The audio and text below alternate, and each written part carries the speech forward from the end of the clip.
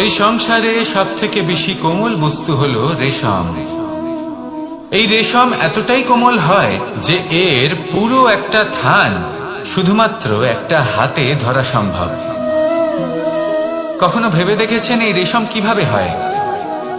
একটি কীট তার লালার দ্বারা উৎপন্ন হয়।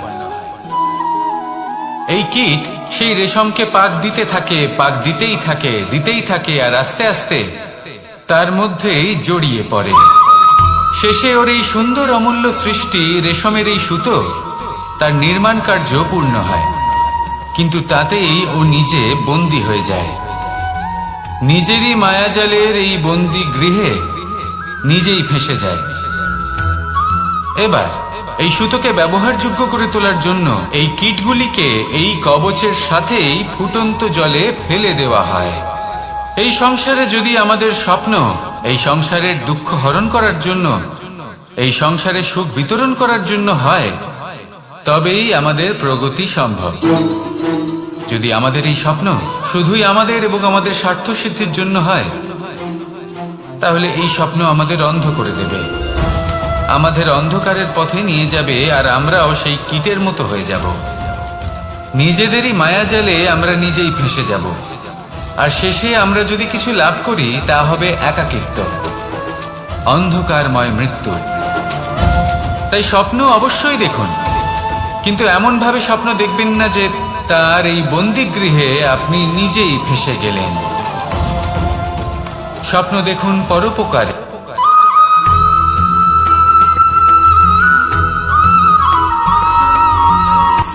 শক্তি শক্তি অর্জন করা এতটা কঠিন নয় যতটা শক্তি লাভ করার পরে সেই শক্তি সামলানো কঠিন হয়। কারণ যেই মানুষ শক্তি লাভ করে তার মনে গর্ববোধ জন্মায়, জন্মায় অহংকার, জন্মায় জেদ। তাই শক্তি প্রাপ্ত করার সাথে বিনম্র থাকাও অত্যন্ত আবশ্যক। আর এটা আমাদের শেখা উচিত বৃক্ষের থেকে। বৃক্ষ যা আমাদের ফল দেয়, বৃক্ষ যা যত ফল দেয় ততটাই ঝুঁকে যায়। আমরা পাথর মারি ওই বৃক্ষের থেকে ফল প্রাপ্ত করার জন্য। সেই পাথরের মার সহ্য করেও বৃক্ষ আমাদের ফল দেয়। কোনো গর্ববোধ নেই, কোনো অহংকার বোধ নেই, আর সেই জন্য এই বৃক্ষের পুজো করা হয়। এটাই হলো মাহাত্ম্য শক্তির সাথে বিনম্রতা। যদি এই শক্তি সৃজন করে থাকে, সাহায্য করে থাকে, সম্বল হয়ে থাকে, তবেই সেই শক্তি উপযুক্ত। আর নয়তো সেই শক্তি একদিন আপনাকে আসক্ত অবশ্যই করবে। তাহলে শক্তি অবশ্যই অর্জন করুন, কিন্তু তার সাথে সেই শক্তি সামলানোর মতো বিবেকও আপনাকে অবশ্যই জাগ্রত করতে হবে। তাহলে আসুন আমার সাথে ভালোবেসে বলুন রাধা রাধা।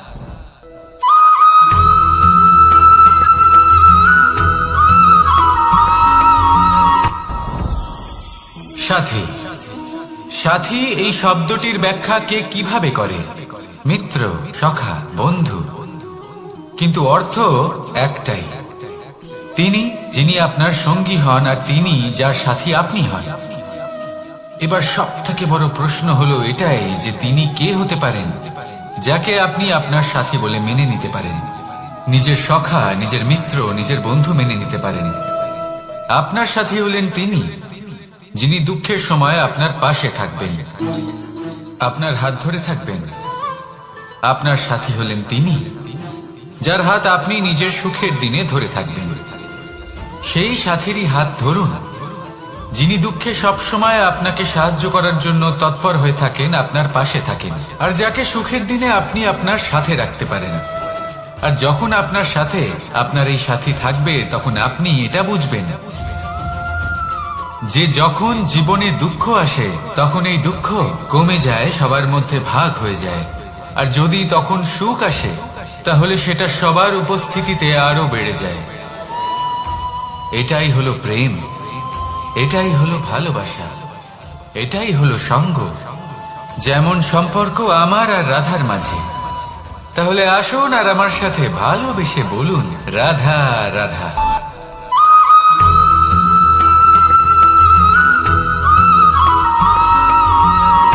জীবন কিসের উপর নির্ভরশীল? ধনের উপর।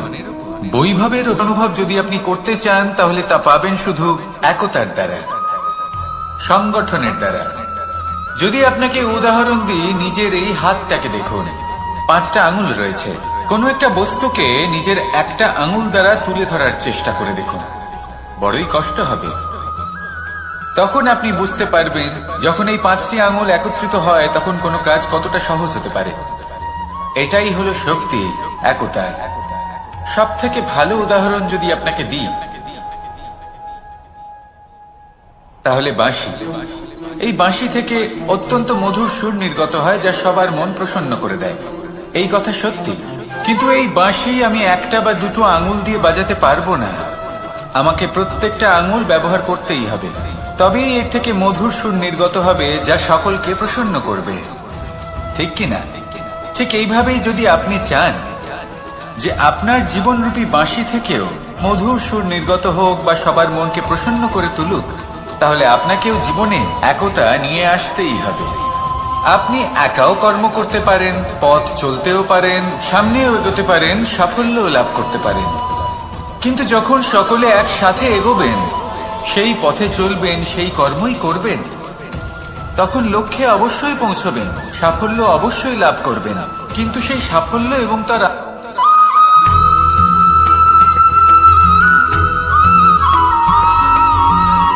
পুরুষার্থ। শাস্ত্রে 4 ধরনের পুরুষার্থের কথা বলা হয়েছে। প্রথম হলো ধর্ম। আপনি কি জানেন এই ধর্ম আসলে কি? আপনার কি মনে হয় ধর্ম আসলে কি? কোনো বিশেষ ঈশ্বরকে মানাই কি ধর্ম বলা হয়? নাকি কোনো বিশেষ রীতি পালন করাই হলো ধর্ম? নাকি কোনো বিশেষ সাহিত্যকে সর্বশ্রেষ্ঠ মনে করাই হলো ধর্ম? না, ধর্ম হলো সেটা যাকে ধারণ করা যেতে পারে। আর ধারণ শুধু সেটাই করা যায় যা পবিত্র। পবিত্র শুধু তাকেই বলা হয় যা নিঃস্বার্থ, যার মধ্যে শাসন করার কোনো ইচ্ছে নেই, যা সরলভাবেই প্রবাহমান, জল এবং বায়ুর মতো। যখন কোনো ব্যক্তি ধর্মকে ধারণ করেন এবং সেই ধর্ম সেই ব্যক্তিকে রক্ষা করে, তখন তাকে ধর্ম বলা হয়। ধর্ম যা রক্ষা করে অহংকার থেকে, খারাপ চিন্তার হাত থেকে। সেই জন্য পুরুষার্থ গড়ে তোলার আগে, ধর্ম পালন করার আগে ধর্মের প্রকৃত অর্থ কি সেটা বুঝে নিন। এটা জেনে রাখুন যে সমস্ত ধর্মের আধার, সমস্ত ধর্মের ভিত শুধুমাত্র ভালোবাসা। আসুন আর এই ভালোবাসার সাথেই বলুন রাধা রাধা।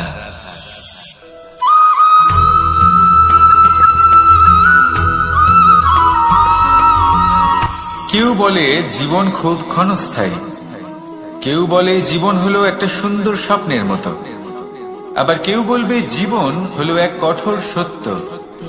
কিন্তু জীবন আসলে কি? জীবন হলো আপনারই প্রতিবিম্ব, একটা দর্পণ। অর্থাৎ আপনি জীবনকে সেইভাবেই পাবেন যেরকম আপনি নিজেকে প্রতিপন্ন করবেন। যদি আপনি দর্পণের দিকে তাকিয়ে হাসেন, তাহলে আপনি সামনে হাসি মুখী দেখতে পাবেন। এবার যদি আপনি গম্ভীর হয়ে থাকেন, তাহলে আপনি একজন রুষ্ট ব্যক্তি দেখতে পাবেন। শেষে সবথেকে বেশি গুরুত্বপূর্ণ হলো আপনার চেষ্টা। আপনাকে সবসময় চেষ্টা করতে হবে যাতে আপনি নিজেকে প্রসন্ন এবং ইতিবাচক মনোভাবে রাখেন। এটা হলো আপনারই উত্তরদায়িত্ব, তাকে পালন করুন। এই মনকে প্রসন্ন রাখুন, এই সংসারকে সুন্দর বলে মনে হবে। আর এই মন প্রসন্ন হয়ে বলবে রাধা রাধা।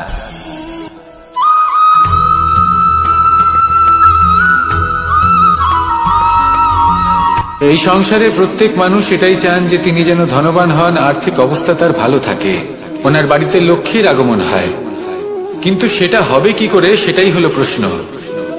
কেউ বলেন যে যদি পরিশ্রম করো তাহলে ধন অর্জন সম্ভব, কেউ বলেন যে যদি বিদ্যা লাভ হয় তবেই ধন অর্জন সম্ভব, কেউ বলেন যে যদি বলশালী হও তবেই সম্পন্ন থাকবে। ভালো কথা, যদি তাই হয়ে থাকে, তবে দিনমজুর সারা দিন পরিশ্রম করেন, তিনি কেন ধনী হন না? অনেকজন বিদ্বান মানুষ আছেন এই সংসারে, তারা কেন ধনবান হন না? অনেক সংখ্যক বলশালী ব্যক্তি আছেন, তাদের কাছে ধন নেই কেন? তাদের কেন ধনের অভাব হয়? আবার এমনও কিছু মানুষ আছেন যারা পরিশ্রম করেন, তারা দিনমজুর, কিন্তু তারা ধন অর্জন করতে পারেন। কিছু বিদ্বান ব্যক্তি আছেন যাদের কাছে অধিক মাত্রায় ধন রয়েছে। কয়েকজন বলশালী ব্যক্তি রয়েছেন যাদের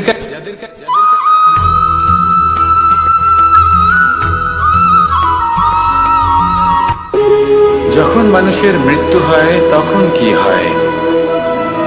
অনেক সংখ্যক মানুষ শোক পালন করতে চলে আসেন।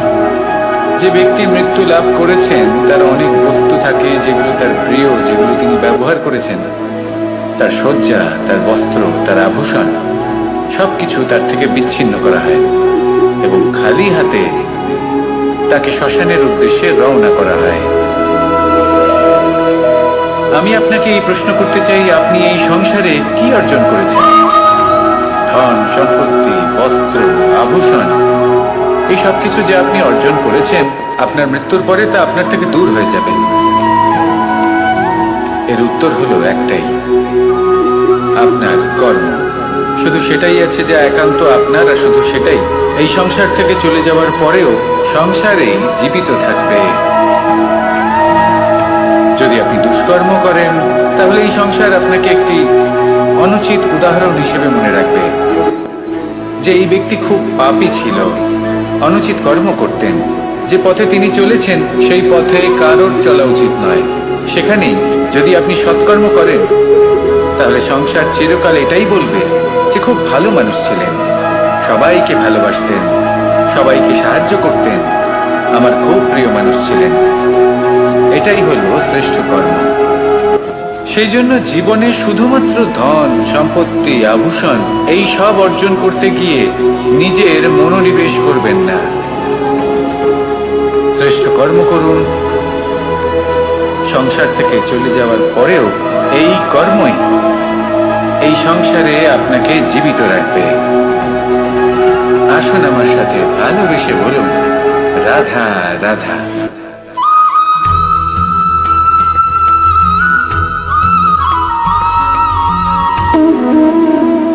সম্পর্ক হলো আমাদের জীবনের একটি আধার। কিছু সম্পর্ক এমন যে আমরা জন্মসূত্রে লাভ করি, যেমন পরিবার, মা, বাবা। কিছু সম্পর্ক আছে যে আমরা জীবনে অর্জন করে থাকি, তা সে প্রেমের হোক, স্নেহের হোক বা বন্ধুত্বের।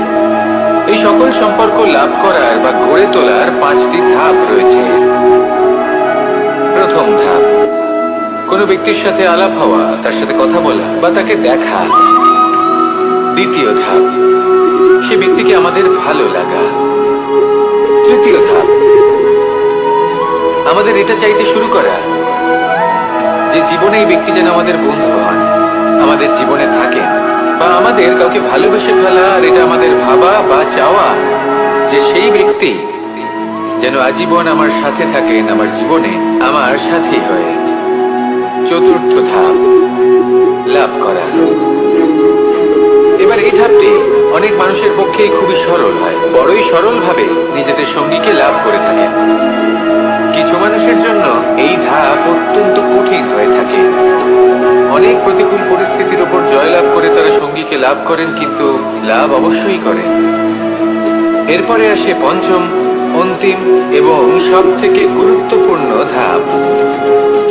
সেটা হলো সেই সম্পর্ক পালন করা। এটা হলো এমন এক বিষয় যা প্রত্যেক মানুষের শেখা উচিত। যদি ব্যক্তি নিজের জীবনে সম্পর্ক রক্ষা করতে শিখে যান, তবে প্রত্যেক সম্পর্ক তার জীবনকে স্বর্গ করে তুলবে। আসুন আর আমার সাথে ভালোবেসে বলুন, রাধা রাধা।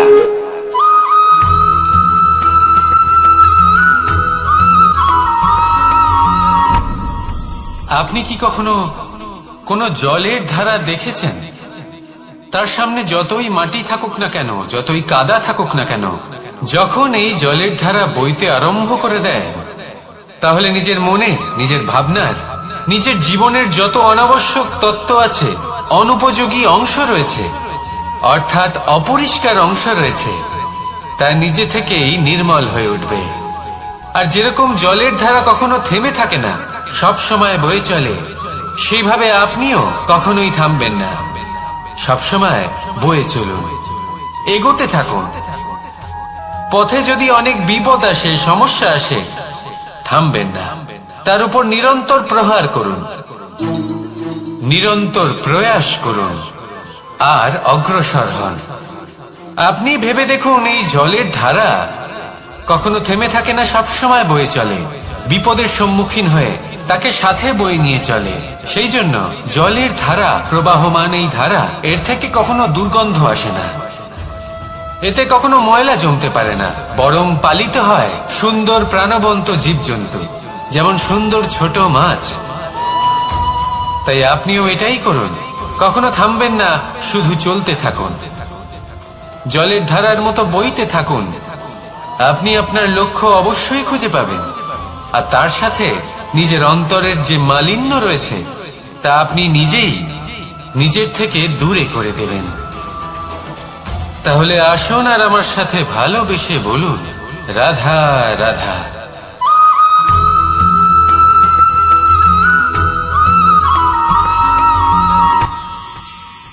মানুষ তার জীবনে দুই ধরনের পরিস্থিতিকে খুব ভয় পায়। এক, কোনো কারণবশত কারোর সামনে নত হওয়া। দুই, কোনো কারণে নিজের চরিত্র থেকে, নিজের মূল্যবোধ থেকে বিচ্যুত হওয়া। এবার কেন হয় এরকম যে কথায় কথায় কারোর সামনে নত হতে হয়?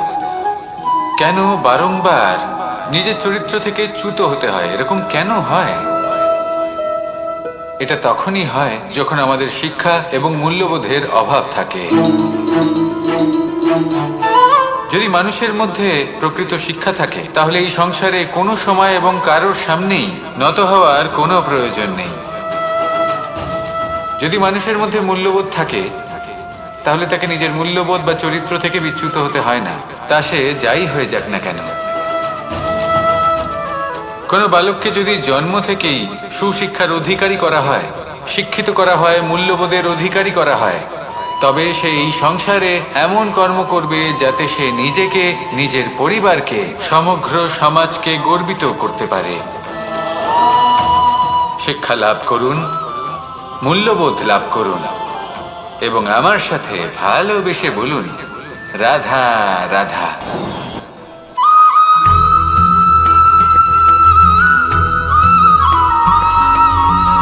আপনি কখনো কোনো বাজকে নিজের বাসা বানাতে দেখেছেন?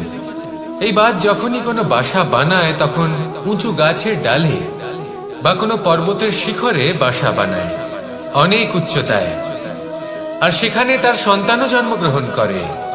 যখন এই সন্তানেরা জন্মায়, তখন এই বাজ খুবই ভালোবেসে এবং খুব সাবধানে এদের পালন পোষণ করে, নিজের ঠোঁট দিয়ে তাদের ঠোঁটে খাবার পরিবেশন করে।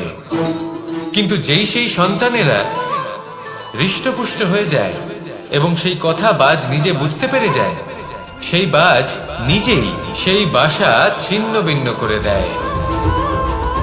সেই সন্তান যাদের সবেমাত্র ডানা গজিয়েছে, কিভাবে উঠতে হয় তারা জানে না, সেই সন্তানগুলিকে উচ্চতা থেকে ঠেলে দেয়। সেই সন্তান প্রথমে ভয়ভীত হয়ে যায়, তারা সামনে মৃত্যুকে দেখতে পেয়ে ভয়ের কারণে তাদের ডানা ঝাপটাতে থাকে, আর সেই প্রক্রিয়াতেই সেই সন্তানগুলি উড়তে শুরু করে দেয়। এবার এই ঘটনায় আমরা কি শিক্ষা পেতে পারি? এটাই, যদি আপনি মাতা পিতা হন, তাহলে নিজের সন্তানকে অবশ্যই স্নেহ করুন, কিন্তু তাদেরকে নিজের আঁচলের তলায় বেঁধে রাখবেন না। যদি আপনি চান আপনার সন্তান জীবনে উন্নতি করুক, তাহলে নিজের মুঠো থেকে তাদের স্বতন্ত্র করে দিন, এই সংসারে সংঘর্ষ করতে দিন। সেই সন্তান নিজেই বুঝতে পারবে যে জন্মের সময় পাওয়া ডানা কি করে ব্যবহার করতে হয়, আর আপনার চোখের সামনে আপনার সন্তান এই আকাশে উড়তে থাকবে। তাহলে আসুন আমার সাথে ভালোবেসে বলুন, রাধা রাধা।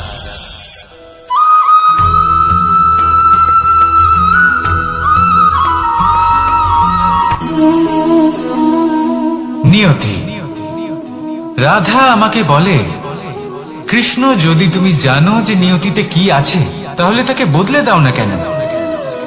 মহাদেব আমাকে বলেন যে শ্রীকৃষ্ণ, যদি আপনি এটা জানেন যে সাম্বের নিয়তি এটাই, তাহলে আপনি তাকে বদলানোর চেষ্টা কেন করেন? কেন? কারণ আমি একজন পিতা, আর পিতার কর্তব্য এটাই, তিনি যেন সম্ভাব্য সব চেষ্টা করেন নিজের সন্তানের মঙ্গলের জন্য। নিয়তি আমি জানি, কিন্তু এটাও আমি জানি যে কর্মের থেকে বড় আর কোনো নিয়তি হতে পারে না। অভিজ্ঞতাও রয়েছে যে কর্মের হাতে নিয়তির এই চক্র বদলে যেতে পারে।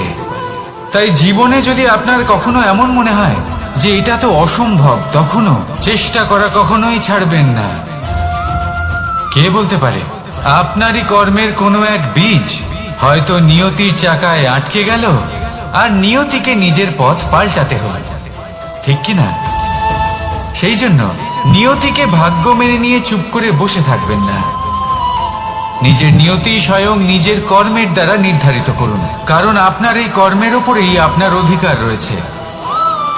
আর এই অধিকারকে নিয়তি অনেক সময় সম্মানও করে। তাহলে আসুন আর আমার সাথে ভালোবেসে বলুন, রাধা রাধা।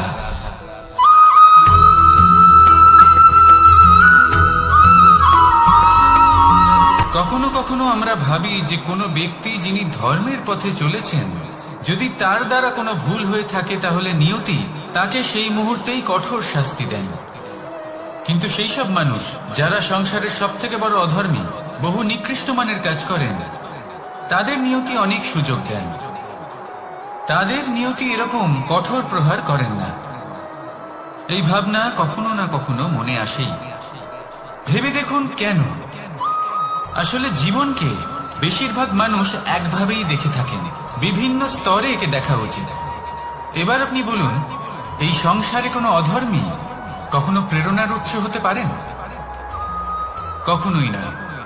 যে মানুষ নিজের আত্মাকে মলিন করে ফেলেছেন, তিনি এই সংসারকে কিভাবে প্রেরণা যোগাবেন? উনি নিজেই বুঝতে পারেন না কোনটা করা উচিত, ধর্ম কোনটা।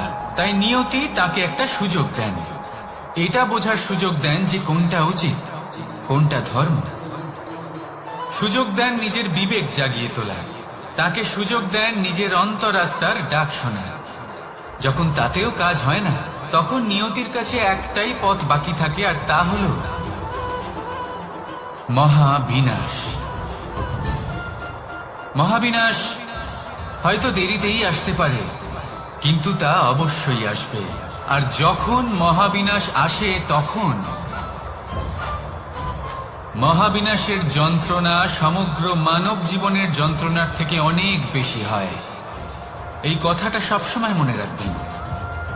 আর অন্যদিকে যে মানুষ ধর্মের পথে চলছেন, তার দ্বারা যদি কোনো ভুল হয়ে থাকে, তখন নিয়তি তার পরীক্ষা নেয়। কিছুক্ষণের জন্য মানুষের মনে হতে পারে নিয়তি তাকে কঠোর শাস্তি দিয়েছেন।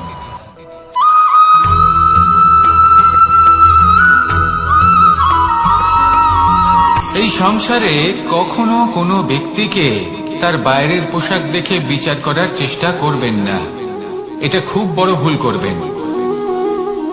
যেমন আমরা জীবনে অনেক সময় এমন করি, ধরুন কোথাও একটা গাছ দেখলাম, খুব বিশাল আকারের একটা গাছ, যেটা মাটির থেকে অনেক উঁচুতে পৌঁছে গেছে, যার বিশাল শাখা আছে। সেগুলো দেখে আমরা ভাবি যে এই গাছে হয়তো কত সুস্বাদু ফল আছে, আমরা সেই গাছের পরিচর্যা করতে থাকি। আবার অন্যদিকে হলো একটি তৃণ, যেটা মাটি থেকে কিছুটা উঁচুতে পৌঁছেছে, কিন্তু সেই তৃণর নিচে, মাটির নিচে অত্যন্ত সুস্বাদু ফল বা সবজি জন্ম নেয়, যা আমাদের স্বাস্থ্যের পক্ষে অত্যন্ত উপকারী। সেই জন্য কখনো আবরণ দেখে কাউকে বিচার করতে চেষ্টা করবেন না। তার বদলে এটা বোঝার চেষ্টা করুন যে আপনার সামনে যে ব্যক্তি আছে বা বস্তু আছে, তার বিশেষত্ব কি। যদি এই বিশেষত্ব বোঝার ক্ষমতা আপনি অর্জন করেন, যদি এই শিল্প আপনি নিজের ভেতরে জাগ্রত করেন, তাহলে এই সংসারে বিশেষত্ব কি সেটা আপনি জানতে পারবেন। আর এই সমস্ত খেলা দৃষ্টি থেকে নয়, দৃষ্টিভঙ্গি থেকে জন্ম নেয়। দৃষ্টিভঙ্গি সবসময় শুভ রাখুন, আর আমার সাথে ভালোবেসে বলুন, রাধা রাধা।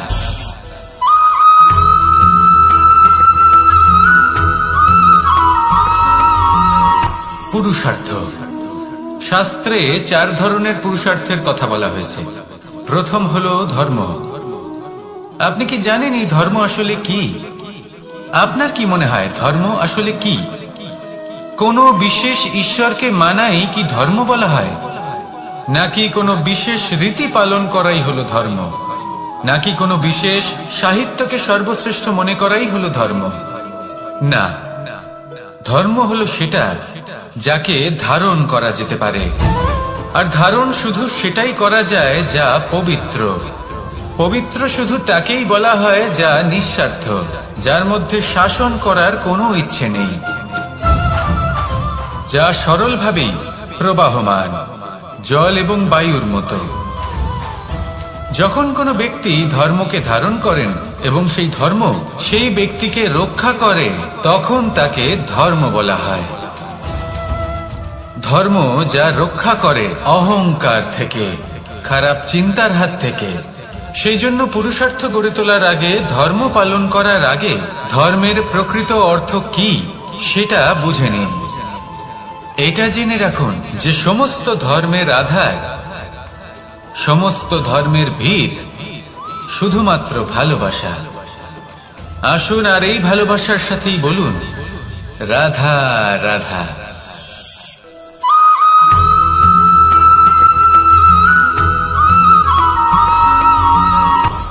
আপনি কখনো পর্বতের শিখরে উঠেছেন?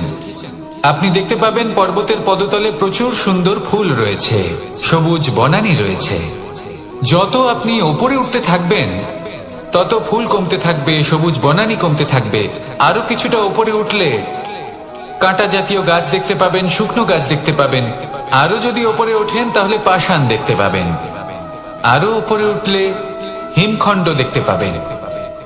এই যে পর্বত, তা মনুষ্য জীবনের সব থেকে উত্তম উদাহরণ। মানুষ যখন সাফল্যের শিখরে পৌঁছতে চান, মহানুভবতার শিখরে পৌঁছতে চান, পথে যত আস্তে আস্তে উপরে উঠতে থাকেন, ততই ভৌতিক বস্তু তার থেকে বিচ্ছিন্ন হতে থাকে। যদি তিনি সেই ভৌতিক বস্তুগুলি ত্যাগ না করতে পারেন, তাহলে কখনোই সেই স্থানে পৌঁছতে পারবেন না। আর মানুষ যদি উচিত ত্যাগ করতে পারেন, পথে অগ্রসর হতে থাকেন, এগোতে থাকেন, তাহলে একদিন না একদিন তিনি মহানুভবতার, জ্ঞানের, সাফল্যের হিমের স্বাদ অবশ্যই লাভ করবেন। মনে রাখবেন, মানব জীবনের ত্যাগ হলো অত্যন্ত গুরুত্বপূর্ণ অংশ। আসুন আমার সাথে ভালোবেসে বলুন রাধা রাধা।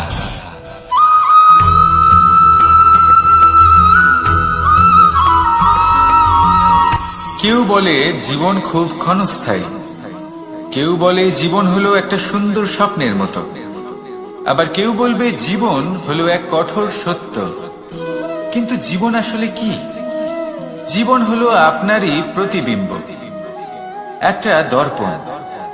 অর্থাৎ আপনি জীবনকে সেইভাবেই পাবেন যেরকম আপনি নিজেকে প্রতিপন্ন করবেন।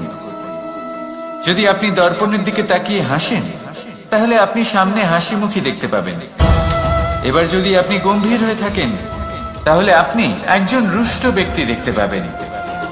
শেষে সব থেকে বেশি গুরুত্বপূর্ণ হলো আপনার চেষ্টা। আপনাকে সবসময় চেষ্টা করতে হবে যাতে আপনি নিজেকে প্রসন্ন এবং ইতিবাচক মনোভাবে রাখেন। এটা হলো আপনারই উত্তরদায়িত্ব, তাকে পালন করুন। এই মনকে প্রসন্ন রাখুন, এই সংসারকে সুন্দর বলে মনে হবে। আর এই মন প্রসন্ন হয়ে বলবে রাধা রাধা।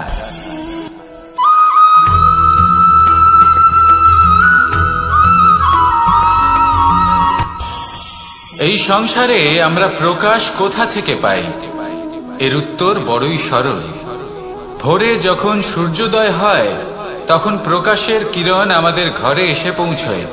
এইভাবেই আমরা প্রকাশ লাভ করি। এবার এই প্রকাশের আলোতেই আমরা সারাদিনের কাজ সম্পন্ন করি। সন্ধে হয়ে যায়, সূর্যাস্ত হয়ে যায়। আর আমাদের ঘর যাতে অন্ধকার না হয়, তার জন্য আমরা একটা প্রদীপ প্রজ্বলিত করি। এটাই ঘটে আমাদের জীবনেও। এবার প্রবাহমান আয়ুর সাথে আমরা আমাদের অন্তরে যদি একটা প্রদীপ প্রজ্বলিত করে নিই, তাহলে বিষয়টাই অন্যরকম হবে। এবার আপনি বলবেন, কোন প্রকাশের কথা বলছি যা আমাদের অন্তরে জাগ্রত করা সম্ভব? আমাদের আত্মার মাঝে প্রেমের প্রকাশ জাগ্রত করার কথা বলছি। কারণ আমাদের এই জীবন, এও হলো দিনের আলোর মতো। আজ প্রকাশ আছে, কিন্তু কোনোদিন অবশ্যই অস্ত হবে। কিন্তু অস্ত হবার আগে যদি আমরা আমাদের আত্মার মাঝে প্রেমের এই প্রকাশ উজ্জ্বলিত করে নিই, তাহলে আমাদের সন্ধ্যাকালও আমরা আনন্দে এবং প্রেমে যাপন করব। তাহলে আসুন আর আমার সাথে ভালোবেসে বলুন, রাধা রাধা।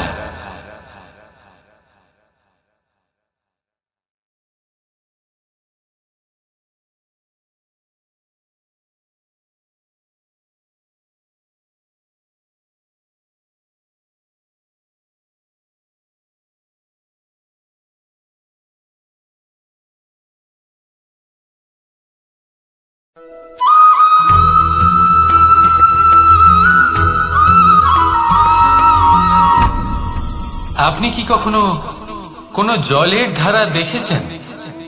তার সামনে যতই মাটি থাকুক না কেন, যতই কাদা থাকুক না কেন, যখন এই জলের ধারা বইতে আরম্ভ করে দেয়, তাহলে নিজের মনে, নিজের ভাবনার, নিজের জীবনের যত অনাবশ্যক তত্ত্ব আছে, অনুপযোগী অংশ রয়েছে, অর্থাৎ অপরিষ্কার অংশ রয়েছে, তা নিজে থেকেই নির্মল হয়ে উঠবে। আর যেরকম জলের ধারা কখনো থেমে থাকে না, সব সময় বয়ে চলে, সেইভাবে আপনিও কখনোই থামবেন না। সবসময় বয়ে চলুন, এগোতে থাকুন। পথে যদি অনেক বিপদ আসে, সমস্যা আসে, থামবেন না, তার উপর নিরন্তর প্রহার করুন, নিরন্তর প্রয়াস করুন আর অগ্রসর হন। আপনি ভেবে দেখুন, এই জলের ধারা কখনো থেমে থাকে না, সবসময় বয়ে চলে, বিপদের সম্মুখীন হয়ে তাকে সাথে বয়ে নিয়ে চলে। সেই জন্য জলের ধারা, প্রবাহমান এই ধারা, এর থেকে কখনো দুর্গন্ধ আসে না, এতে কখনো ময়লা জমতে পারে না, বরং পালিত হয় সুন্দর প্রাণবন্ত জীবজন্তু, যেমন সুন্দর ছোট মাছ। তাই আপনিও এটাই করুন, কখনো থামবেন না, শুধু চলতে থাকুন, জলের ধারার মতো বইতে থাকুন।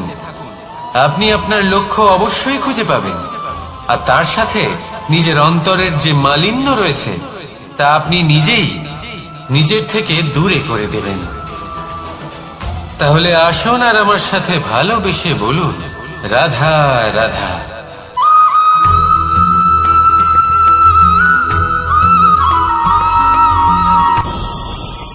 ভয়ের সাথে আমরা সবাই পরিচিত, কষ্টও আমরা সবাই পেয়েছি। কখনো কখনো আমরা অসুস্থ হয়ে পড়ি, আর এমন সময় হলে মাতার মমতা, কখনো বাবার স্নেহ, কখনো বন্ধুদের পাশে থাকার অনুভূতি আমাদের রোগ নিরাময়ে সাহায্য করে। কখনো যদি আমরা নিরাশ হয়ে পড়ি, তখন যদি আমাদের কোনো আপনজন আমাদের দুটো ভালো কথা বলে, তখন আমাদের মনোবল বেড়ে যায়। ঠিক তেমন সংসারের এই রঙ্গমঞ্চে যদি আপনি পীড়িত অনুভব করেন, কিছু শুভ কথা আলোচনা করুন, কিছু স্তুতি গান করুন, কিছু মুহূর্তের জন্য হলেও নিজের ইষ্টদেবের কথা স্মরণ করুন আর প্রার্থনা করুন। সাহস বাড়বে, শক্তিও বৃদ্ধি পাবে এবং সামনে এগিয়ে চলার পথও দেখতে পাবেন। তখন এই মন প্রসন্ন হয়ে বলবে, রাধা রাধা।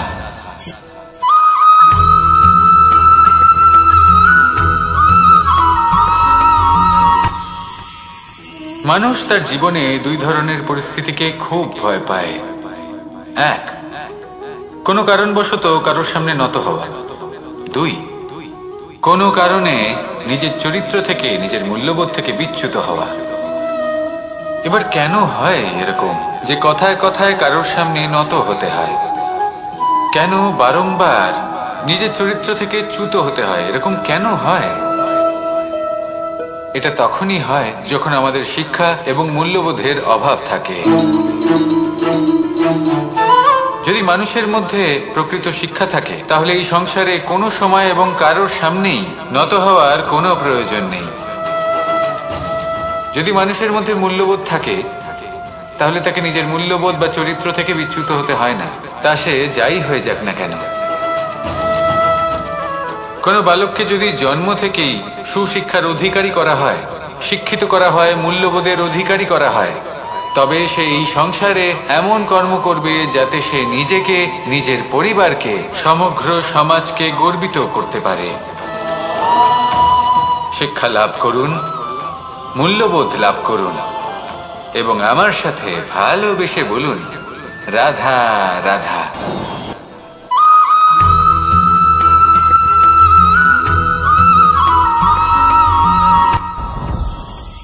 সাথী। সাথী এই শব্দটির ব্যাখ্যা কে কিভাবে করে? মিত্র, সখা, বন্ধু।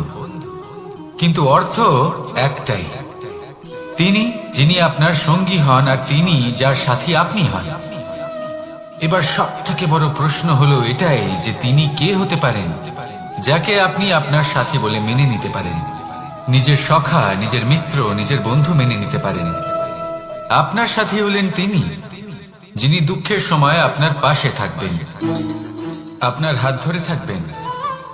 আপনার সাথী হলেন তিনি যার হাত আপনি নিজের সুখের দিনে ধরে থাকবেন। সেই সাথীরই হাত ধরুন যিনি দুঃখে সবসময় আপনাকে সাহায্য করার জন্য তৎপর হয়ে থাকেন, আপনার পাশে থাকেন, আর যাকে সুখের দিনে আপনি আপনার সাথে রাখতে পারেন। আর যখন আপনার সাথে আপনার এই সাথী থাকবে তখন আপনি এটা বুঝবেন যে যখন জীবনে দুঃখ আসে তখন এই দুঃখ কমে যায়, সবার মধ্যে ভাগ হয়ে যায়। আর যদি তখন সুখ আসে তাহলে সেটা সবার উপস্থিতিতে আরো বেড়ে যায়।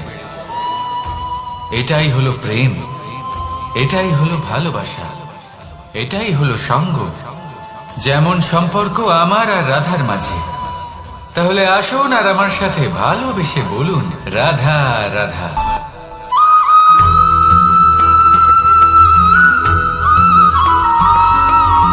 কখনো কখনো আমরা ভাবি যে কোনো ব্যক্তি যিনি ধর্মের পথে চলেছেন, যদি তার দ্বারা কোনো ভুল হয়ে থাকে তাহলে নিয়তি তাকে সেই মুহূর্তেই কঠোর শাস্তি দেন।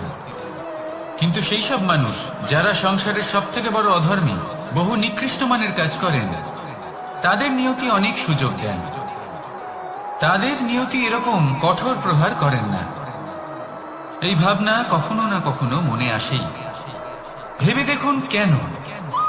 আসলে জীবনকে বেশিরভাগ মানুষ একভাবেই দেখে থাকেন, বিভিন্ন স্তরে একে দেখা উচিত।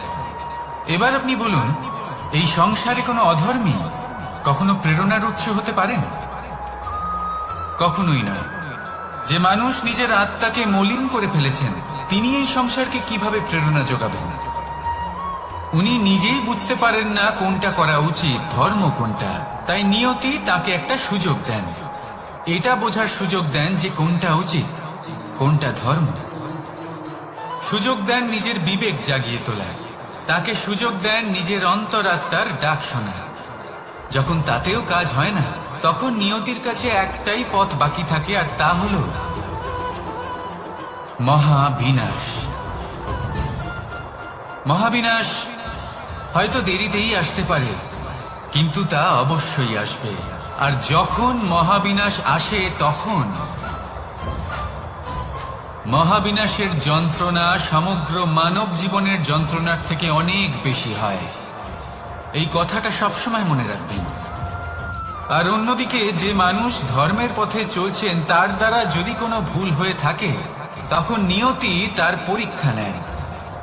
কিছুক্ষণের জন্য মানুষের মনে হতে পারে নিয়তি তাকে কঠোর শাস্তি দিয়েছেন।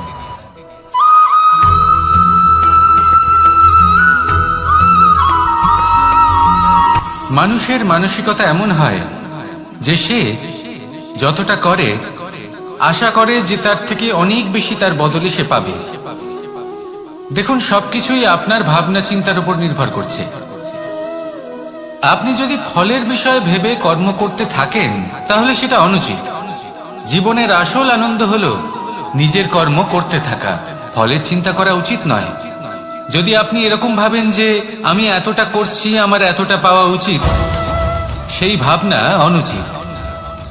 যদি আপনি সেবার মানসিকতা নিয়ে কর্ম করতে থাকেন, কর্মচক্রে প্রবাহিত হন, যদি আপনি এমন ভাবনা রাখেন যে আমি এতটা পাচ্ছি তাই এর থেকে অনেক বেশি আমি কর্ম করব, তাহলে নিশ্চিত রূপে আপনি যতটা করছেন তার থেকে অনেক বেশি আপনি পাবেন, আপনার আশার থেকে অনেক বেশি আপনি পাবেন। শুধু জীবনে অনেক বেশি কাজ করতে থাকুন, ফলের চিন্তা করবেন না। আর মনে রাখবেন, এই ভাবনাই সব থেকে বড় বীজ। কর্মের উপর বিশ্বাস রাখুন, জীবনে যা যা আপনি চান সবই সুখময় হবে। আসুন আর আমার সাথে ভালোবেসে বলুন, রাধা রাধা।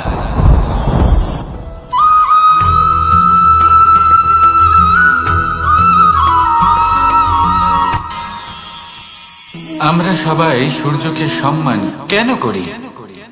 কারণ আমরা জানি যে সন্ধেবেলা যখন সূর্যাস্ত হবে তখন শুধুমাত্র অন্ধকার বাকি থাকবে।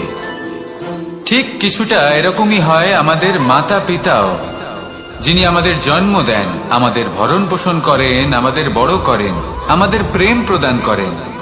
কখনো কখনো তাদের মুখ থেকে কটু কথা নিঃসৃত হয়, আমাদের দুঃখ হয়, কিন্তু তখন আমাদের এটা বোঝা উচিত এগুলি নিঃসৃত হচ্ছে আমাদেরই মঙ্গলের জন্য। যেমন সূর্যদেব, উনিও উত্তাপ দিয়ে থাকেন আমাদেরই মঙ্গলের জন্য, যাতে ফসল পাকতে পারে, যাতে জল বাষ্প হয়ে মেঘ হতে পারে, বৃষ্টি হতে পারে, আর এই সংসারে নিরন্তর জলের প্রবাহ থাকে। আমাদের মাতা পিতা, তাদের কঠোর আচরণ, তাদের কঠোর অনুশাসনের পেছনে লুকিয়ে থাকে ওনাদের ভালোবাসা। আমাদের তা বুঝতে হবে, সসম্মানে ওনাদের গ্রহণ করতে হবে। কারণ ঠিক সূর্যাস্তের পরে যেমন চতুর্দিক অন্ধকারচ্ছন্ন হয়ে যায়, তেমনি আমাদের জীবন থেকে যখন আমাদের মাতা পিতা চলে যায় তখন আমাদের জীবনেও শুধু এবং শুধুমাত্র অন্ধকারই ছেয়ে থাকে। সেই জন্য নিজের মাতা পিতাকে সম্মান করুন, ওনাদের ভালোবাসা প্রদান করুন। এই মন আর এই জীবন প্রসন্ন হয়ে বলবে, রাধা রাধা।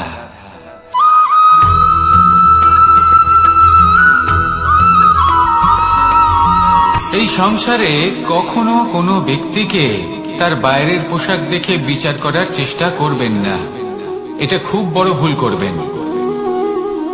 যেমন আমরা জীবনে অনেক সময় এমন করি, ধরুন কোথাও একটা গাছ দেখলাম, খুব বিশাল আকারের একটা গাছ, যেটা মাটির থেকে অনেক উঁচুতে পৌঁছে গেছে, যার বিশাল শাখা আছে। সেগুলো দেখে আমরা ভাবি যে এই গাছে হয়তো কত সুস্বাদু ফল আছে, আমরা সেই গাছের পরিচর্যা করতে থাকি।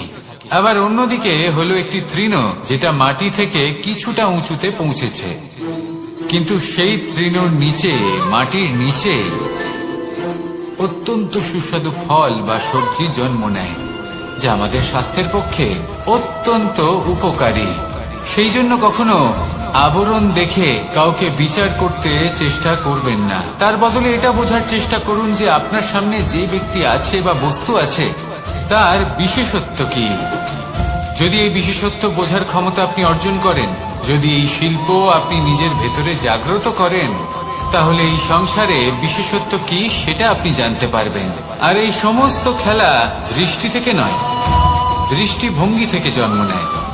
দৃষ্টিভঙ্গি সবসময় শুভ রাখুন আর আমার সাথে ভালোবেসে বলুন, রাধা রাধা।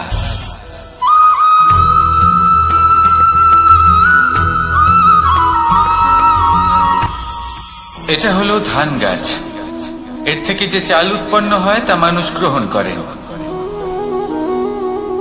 আর এটা কি? এ হলো জংলি ঘাস।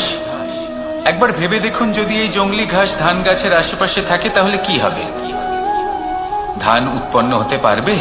তা উৎকৃষ্ট হতে পারবে? আমরা কি তা গ্রহণ করতে পারবো? কখনোই নয়। এই জংলি ঘাস ধানকে নষ্ট করে দেবে, কিন্তু নিজে জীবিত থাকবে। এটাই হলো আজকের শিক্ষা। এই সংসারে যদি আপনি নীতির পথে চলতে চান, উচিত কর্ম করতে চান, সংসারকে সেবা করতে চান, তাহলে জংলি ঘাসের মতো ব্যক্তিদের থেকে সবসময় দূরে থাকতে হবে। সেই ব্যক্তি যারা দুর্নীতি এবং মিথ্যা দ্বারা পরিপূর্ণ, যাদের ব্যবহার অশুভ, যাদের অনেক অশুভ গুণ রয়েছে, তারা সঠিক নয়। সেই সকল ব্যক্তি যাদের চরিত্র অত্যন্ত দুষ্ট হয়, তারা হয় শুভ চরিত্রের ব্যক্তিকে একদম নষ্ট করে দেয়, নয় নিজের মতো বানিয়ে তোলে। তাই যদি আপনি নীতির পথে চলতে চান, এই সংসারের জন্য শুভ কর্ম করতে চান, তাহলে সেই সঙ্গ লাভ করুন যে সঙ্গ জ্ঞানে পরিপূর্ণ, যাদের মধ্যে অনেক গুণ আছে, যাদের থেকে প্রতিদিন কিছু শিখতে পারবেন। এমন ব্যক্তির সাথে জীবন অতিবাহিত করুন, দুরাচারীদের থেকে দূরে থাকুন। তবেই এই মন প্রসন্ন হয়ে বলবে, রাধা রাধা।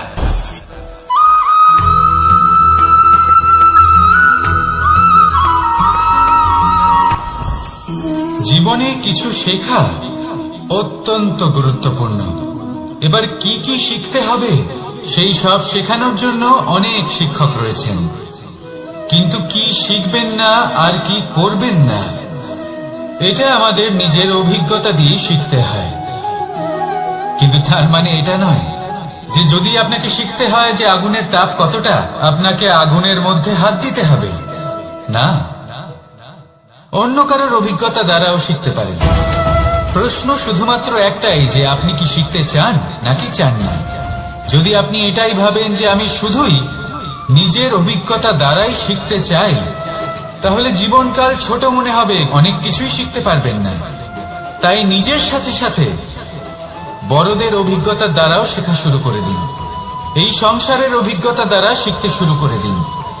আর এটা নিশ্চিত রূপে শেখা আবশ্যক যে কখন কি করবেন না, কোথায় থামতে হবে আর কোথায় থামবেন না।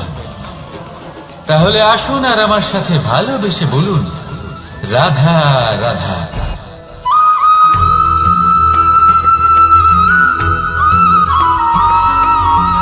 এই সংসারে সব থেকে বেশি কোমল বস্তু হলো রেশম। এই রেশম এতটাই কোমল হয় যে এর পুরো একটা থান শুধুমাত্র একটা হাতে ধরা সম্ভব। কখনো ভেবে দেখেছেন এই রেশম কিভাবে হয়? একটি কীট তার লালার দ্বারা উৎপন্ন হয়। এই কীট সেই রেশমকে পাক দিতে থাকে, পাক দিতেই থাকে আর আস্তে আস্তে তার মধ্যেই জড়িয়ে পড়ে। শেষে ওর এই সুন্দর অমূল্য সৃষ্টি রেশমের এই সুতো তার নির্মাণ কার্য পূর্ণ হয়, কিন্তু তাতেই ও নিজে বন্দী হয়ে যায়। নিজেরই মায়াজালের এই বন্দী গৃহে নিজেই ফেঁসে যায়। এবার এই সুতোকে ব্যবহারযোগ্য করে তোলার জন্য এই কীটগুলিকে এই কবচের সাথেই ফুটন্ত জলে ফেলে দেওয়া হয়। এই সংসারে যদি আমাদের স্বপ্ন এই সংসারের দুঃখ হরণ করার জন্য, এই সংসারে সুখ বিতরণ করার জন্য হয়, তবেই আমাদের প্রগতি সম্ভব। যদি আমাদের এই স্বপ্ন শুধুই আমাদের এবং আমাদের স্বার্থ সিদ্ধির জন্য হয়, তাহলে এই স্বপ্ন আমাদের অন্ধ করে দেবে, আমাদের অন্ধকারের পথে নিয়ে যাবে, আর আমরাও সেই কীটের মতো হয়ে যাব।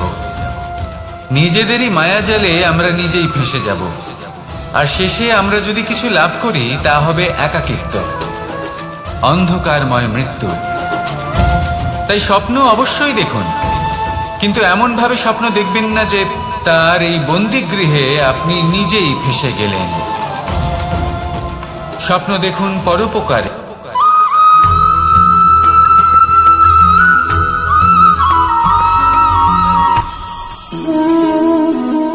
শক্তি এক অত্যন্ত বিচিত্র বস্তু, বা বলতে পারেন অনুভূতি।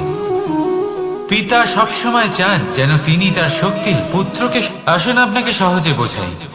যদি আপনি সুপাত্র হন আর আপনাকে শক্তি দেওয়া হয়, তাহলে আপনি সেই শক্তির গুরুত্ব বুঝবেন, কোথায় সেই শক্তি প্রয়োগ করা উচিত সেটা বুঝবেন।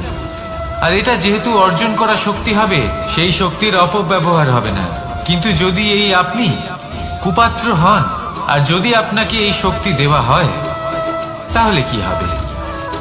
দেখতে গেলে এই শক্তি আপনি দান হিসেবে পেয়েছেন, তাই না আপনি এই শক্তির গুরুত্ব বুঝবেন আর না এর প্রয়োগ আপনি জানবেন। তার অপব্যবহার হওয়া সুনিশ্চিত। তাই যদি আপনি কোনো শক্তি অর্জন করতে চান, তাহলে আগে তার যোগ্য হয়ে উঠুন, পুত্র নয় পাত্র হয়ে উঠুন।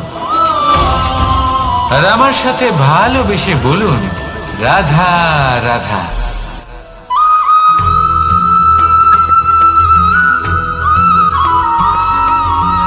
এই সংসারে প্রত্যেক মানুষ এটাই চান যে তিনি যেন ধনবান হন, আর্থিক অবস্থা তার ভালো থাকে, ওনার বাড়িতে লক্ষ্মীর আগমন হয়। কিন্তু সেটা হবে কি করে, সেটাই হলো প্রশ্ন। কেউ বলেন যে যদি পরিশ্রম করো তাহলে ধন অর্জন সম্ভব, কেউ বলেন যে যদি বিদ্যা লাভ হয় তবেই ধন অর্জন সম্ভব, কেউ বলেন যে যদি বলশালী হও তবেই সম্পন্ন থাকবে। ভালো কথা, যদি তাই হয়ে থাকে তবে দিনমজুর সারা দিন পরিশ্রম করেন, তিনি কেন ধনী হন না? অনেকজন বিদ্বান মানুষ আছেন এই সংসারে, তারা কেন ধনবান হন না? অনেক সংখ্যক বলশালী ব্যক্তি আছেন, তাদের কাছে ধন নেই কেন? তাদের কেন ধনের অভাব হয়? আবার এমনও কিছু মানুষ আছেন যারা পরিশ্রম করেন, তারা দিনমজুর, কিন্তু তারা ধন অর্জন করতে পারেন। কিছু বিদ্বান ব্যক্তি আছেন যাদের কাছে অধিক মাত্রায় ধন রয়েছে। কয়েকজন বলশালী ব্যক্তি রয়েছেন যাদের কাছে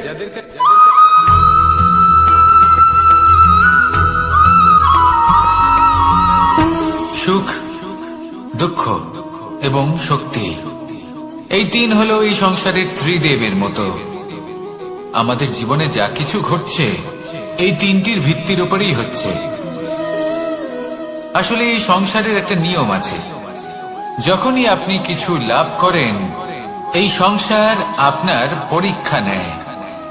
এটা জানার জন্য আপনার পরীক্ষা নেয় যে আপনি যা কিছুই লাভ করেছেন আপনি কি আদৌ সেটার যোগ্য কিনা। ঠিক সেইভাবেই এই সুখ, দুঃখ এবং শক্তি আপনার পরীক্ষা নিয়ে থাকে। যখন সুখ আসে তখন সে আপনার পরীক্ষা নেয় যে আপনার মধ্যে অহংবোধ জাগ্রত হয়নি তো। যদি অহংবোধ চলে আসে তাহলে সুখ সেখানেই সঙ্গ ত্যাগ করে। দুঃখ আপনার ধৈর্যের পরীক্ষা নিতে থাকে, আর যদি আপনার মধ্যে ধৈর্য না থাকে তাহলে এটা আপনাকে আরো বেশি দুঃখের গভীর অন্ধকারে ঠেলে দেবে। সেখানে শক্তি পরীক্ষা নেয় আপনার বিনম্রতার। যদি আপনি বিনম্র না হন তাহলে হয় এই শক্তি আপনার সঙ্গ ত্যাগ করবে, নয় এই শক্তি বিনম্রতার অভাবে আপনার পতনের কারণ হতে পারে।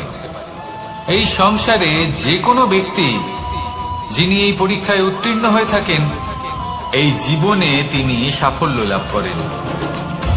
আসুন আমার সাথে ভালোবেসে বলুন, রাধা রাধা।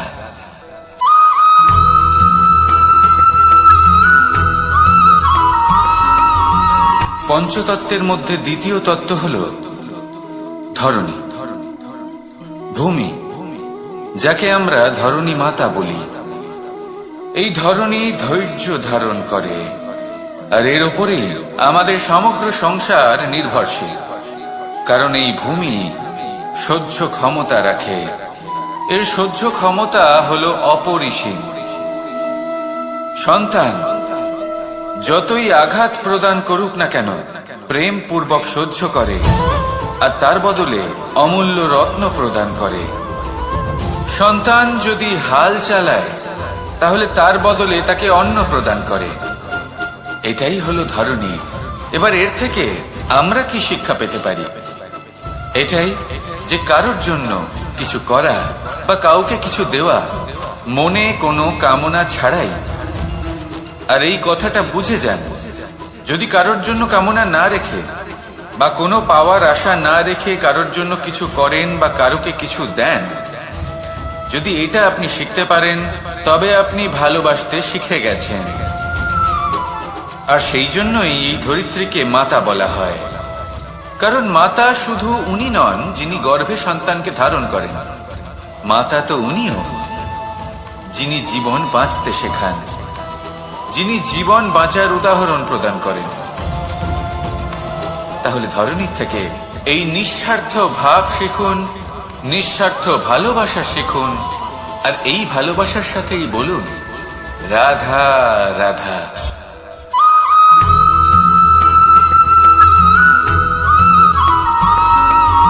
মানুষ জন্মগ্রহণ করে, তার সাথে ভয়েরও জন্ম হয়।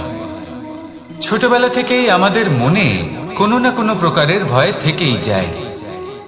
কেউ এই বিষয়ে ভয় পায় যে তার কোনো বস্তু তার থেকে দূরে চলে যাবে, কেউ এই বিষয়ে ভয় পায় যে আমি নিজেকে হারিয়ে ফেলব, কেউ এই ভেবে ভয় পায় যে আমার প্রিয়জনেরা তারা যেন আমার থেকে দূরে না চলে যায়, কেউ এই ভেবে ভয় পায় যে আমরা যেন পথ না হারিয়ে ফেলি, আদি ইত্যাদি। কিন্তু সত্যি কথা বলতে ভেবে দেখুন এই ভয় বাস্তবে কি? শুধুই একটা মনস্থিতি, আর কিছুই নয়। যা কিছু আপনি জীবনে পেয়েছেন তা একদিন আপনাকে হারাতে হবে। এই জীবন হলো আপনারই, কিন্তু তাও একদিন সমাপ্ত হবে। তাই ভয় পেয়ে কি লাভ? এই ভয় শুধু আপনাকে জীবন যাপন করা থেকে বাধা দিচ্ছে, আর কিচ্ছু নয়। পথ হারিয়ে ফেললেই বুঝতে পারবেন যে নতুন পথ কিভাবে বানাতে হয়। কিছু মানুষকে জীবন থেকে হারালে তবেই আপনি বুঝবেন যে আপনার আপনজনকে। এই ভয়ের কারণে ভীত হয়ে থাকবেন না। এই তারা নক্ষত্র অন্ধকারের অভাবে গুরুত্ব হারায়।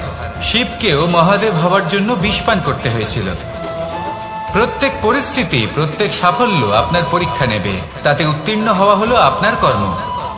যখনই আপনি ভয় পাবেন বা সংকটের সম্মুখীন হবেন, তখন সাহসের সাথে তার সম্মুখীন হন।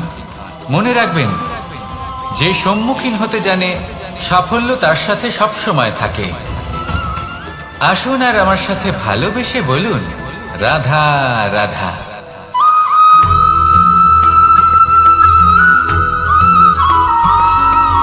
জীবনে অগ্রসর হওয়ার জন্য আমাদের কাকে প্রয়োজন হয়? মাতা পিতা, বন্ধু, প্রেম, সাহায্য, অর্থ, পরিশ্রম, আশা। ভিন্ন ভিন্ন মানুষ ভিন্ন ভিন্ন বিকল্প চয়ন করে। যদি আমি আপনাকে বলি,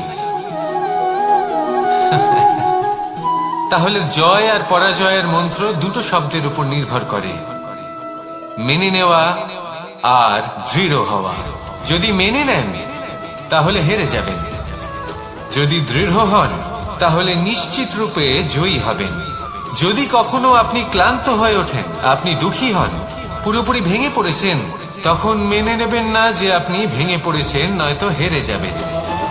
তখন উল্টে স্থির করবেন যে যাই হয়ে যাক না কেন, আমি জয়ী হবই। আর আপনি দেখবেন যে জয় নিশ্চিত রূপে আপনার কাছেই আসবে। তাহলে এই কথা মনে রাখবেন আর আমার সাথে ভালোবেসে বলবেন, রাধা রাধা।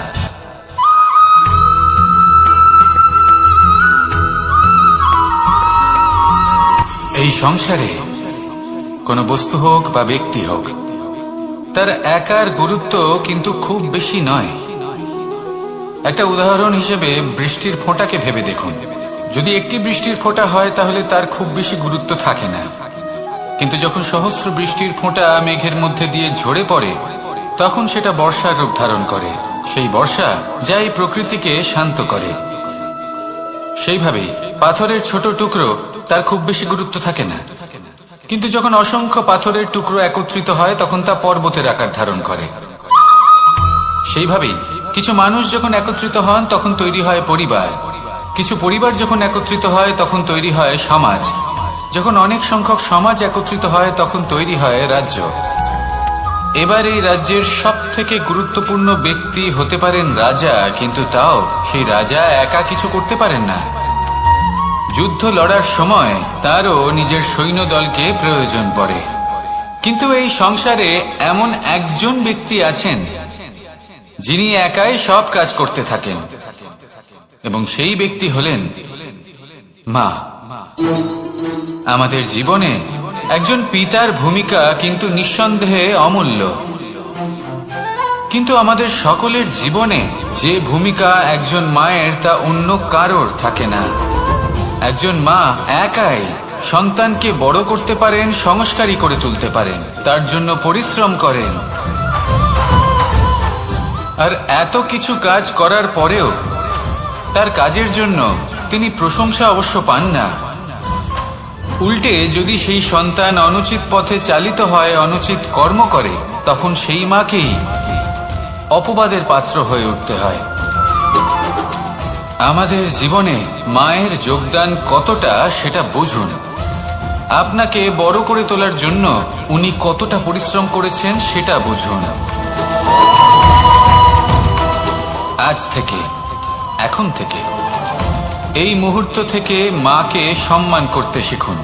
যখন সময় পাবেন, যখন সুযোগ হবে, তখন তার প্রশংসা করুন, ওনারও ভালো লাগবে। আর মায়ের এই মমতার জন্য, তার এই ভূমিকার জন্য আসুন সবাই মিলে আমরা তাকে প্রণাম করি,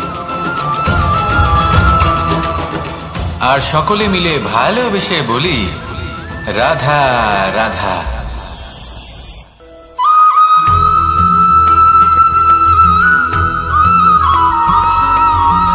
এই সংসারের সবথেকে গুরুত্বপূর্ণ তত্ত্ব কোনটা? প্রথম হলো সময়। জন্ম থেকে মৃত্যু পর্যন্ত এই যে সময়, এটাই তো হলো জীবন।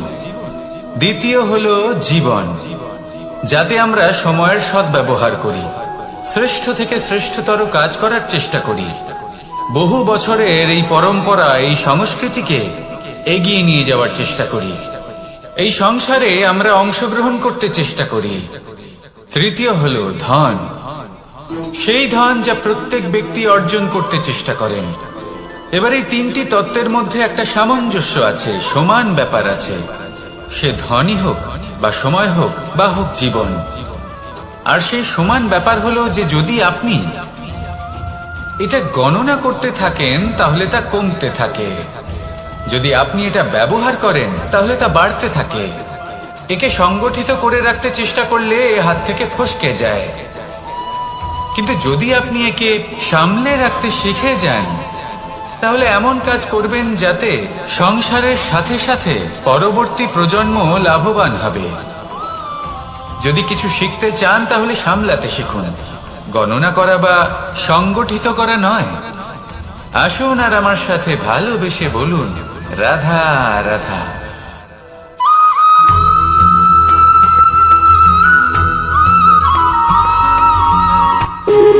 যখন মানুষের মৃত্যু হয় তখন কি হয়?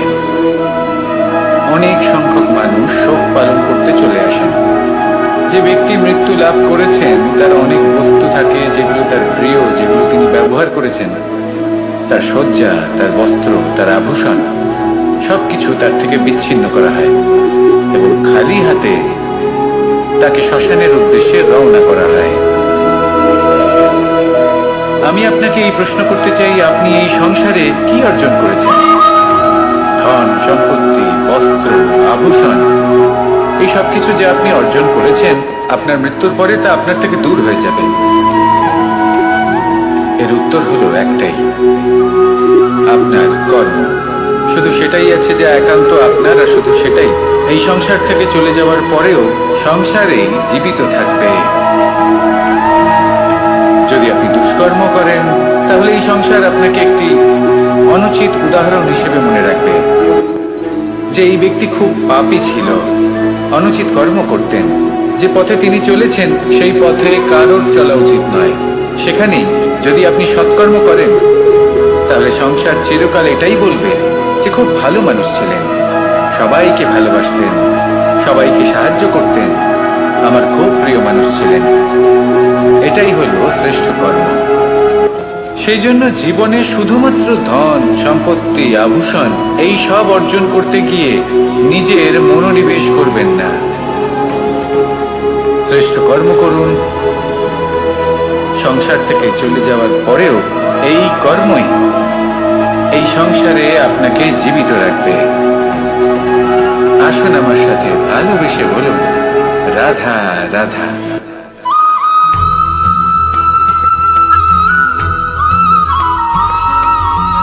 এই সংসারে প্রত্যেক মানুষ এটাই চান যে তিনি যেন ধনবান হন, আর্থিক অবস্থা তার ভালো থাকে, ওনার বাড়িতে লক্ষ্মীর আগমন হয়। কিন্তু সেটা হবে কি করে, সেটাই হলো প্রশ্ন।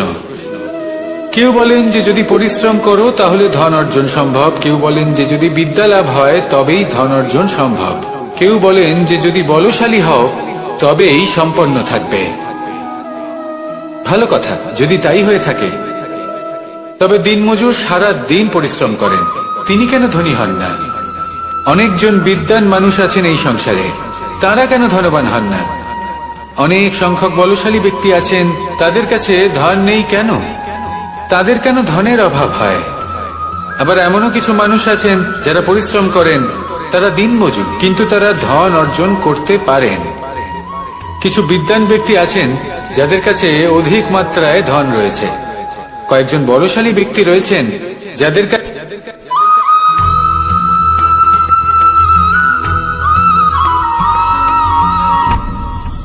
আপনি কি কখনো কোনো জলের ধারা দেখেছেন?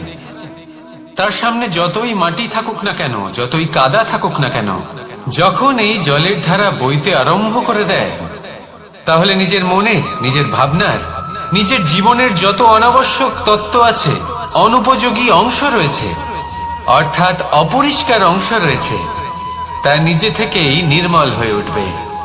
আর যেরকম জলের ধারা কখনো থেমে থাকে না, সব সময় বয়ে চলে, সেইভাবে আপনিও কখনোই থামবেন না। সবসময় বয়ে চলুন, এগোতে থাকুন। পথে যদি অনেক বিপদ আসে, সমস্যা আসে, থামবেন না, তার উপর নিরন্তর প্রহার করুন, নিরন্তর প্রয়াস করুন আর অগ্রসর হন। আপনি ভেবে দেখুন, এই জলের ধারা কখনো থেমে থাকে না, সবসময় বয়ে চলে, বিপদের সম্মুখীন হয়ে তাকে সাথে বয়ে নিয়ে চলে। সেই জন্য জলের ধারা, প্রবাহমান এই ধারা, এর থেকে কখনো দুর্গন্ধ আসে না, এতে কখনো ময়লা জমতে পারে না, বরং পালিত হয় সুন্দর প্রাণবন্ত জীবজন্তু, যেমন সুন্দর ছোট মাছ। তাই আপনিও এটাই করুন, কখনো থামবেন না, শুধু চলতে থাকুন, জলের ধারার মতো বইতে থাকুন। আপনি আপনার লক্ষ্য অবশ্যই খুঁজে পাবেন, আর তার সাথে নিজের অন্তরের যে মালিন্য রয়েছে তা আপনি নিজেই নিজের থেকে দূরে করে দেবেন। তাহলে আসুন আর আমার সাথে ভালোবেসে বলুন, রাধা রাধা।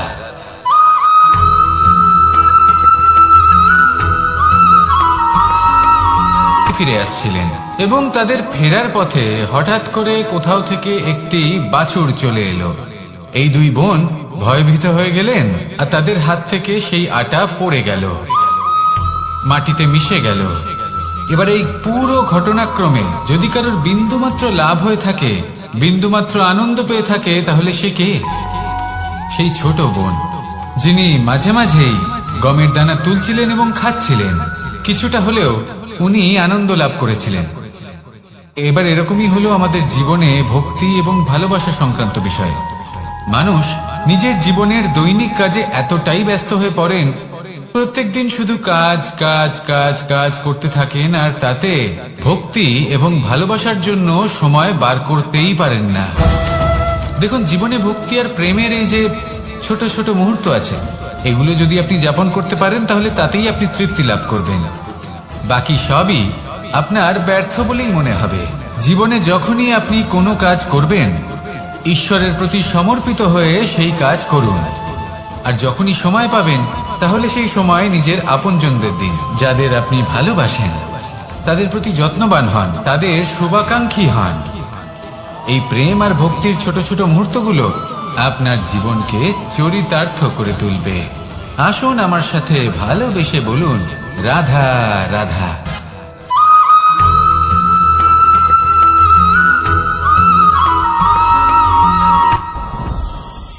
সাথী। সাথী এই শব্দটির ব্যাখ্যা কে কিভাবে করে? মিত্র, সখা, বন্ধু। কিন্তু অর্থ একটাই, তিনি যিনি আপনার সঙ্গী হন, আর তিনি যার সাথী আপনি হন।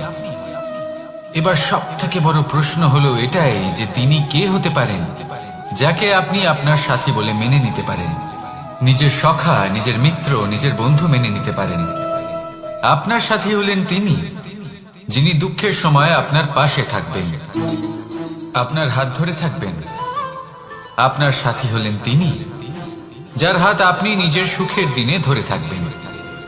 সেই সাথীরই হাত ধরুন যিনি দুঃখে সবসময় আপনাকে সাহায্য করার জন্য তৎপর হয়ে থাকেন, আপনার পাশে থাকেন, আর যাকে সুখের দিনে আপনি আপনার সাথে রাখতে পারেন। আর যখন আপনার সাথে আপনার এই সাথী থাকবে, তখন আপনি এটা বুঝবেন যে যখন জীবনে দুঃখ আসে, তখন এই দুঃখ কমে যায়, সবার মধ্যে ভাগ হয়ে যায়। আর যদি তখন সুখ আসে, তাহলে সেটা সবার উপস্থিতিতে আরো বেড়ে যায়। এটাই হলো প্রেম, এটাই হলো ভালোবাসা, এটাই হলো সঙ্গ। যেমন সম্পর্ক আমার আর রাধার মাঝে। তাহলে আসুন আর আমার সাথে ভালোবেসে বলুন, রাধা রাধা।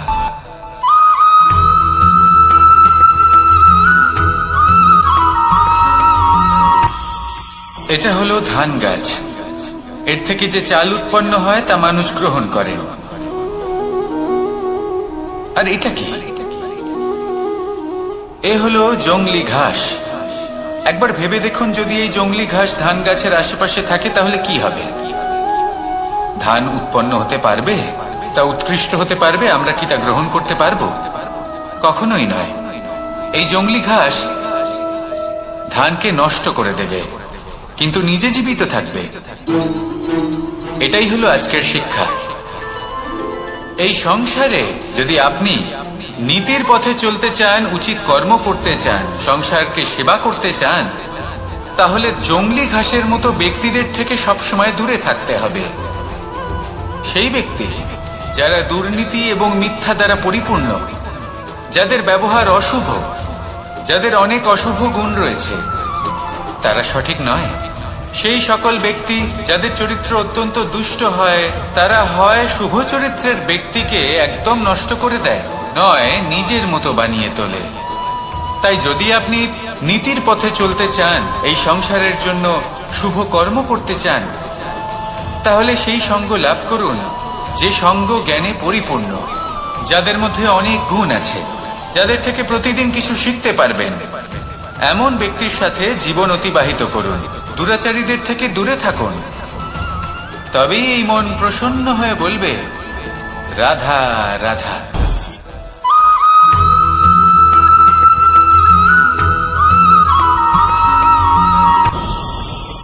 ভয়ের সাথে আমরা সবাই পরিচিত, কষ্টও আমরা সবাই পেয়েছি। কখনো কখনো আমরা অসুস্থ হয়ে পড়ি, আর এমন সময় হলে মাতার মমতা, কখনো বাবার স্নেহ, কখনো বন্ধুদের পাশে থাকার অনুভূতি আমাদের রোগ নিরাময়ে সাহায্য করে। কখনো যদি আমরা নিরাশ হয়ে পড়ি, তখন যদি আমাদের কোনো আপনজন আমাদের দুটো ভালো কথা বলে, তখন আমাদের মনোবল বেড়ে যায়। ঠিক তেমন সংসারের এই রঙ্গমঞ্চে যদি আপনি পীড়িত অনুভব করেন, কিছু শুভ কথা আলোচনা করুন, কিছু স্তুতি গান করুন, কিছু মুহূর্তের জন্য হলেও নিজের ইষ্টদেবের কথা স্মরণ করুন আর প্রার্থনা করুন। সাহস বাড়বে, শক্তিও বৃদ্ধি পাবে এবং সামনে এগিয়ে চলার পথও দেখতে পাবেন। তখন এই মন প্রসন্ন হয়ে বলবে, রাধা রাধা।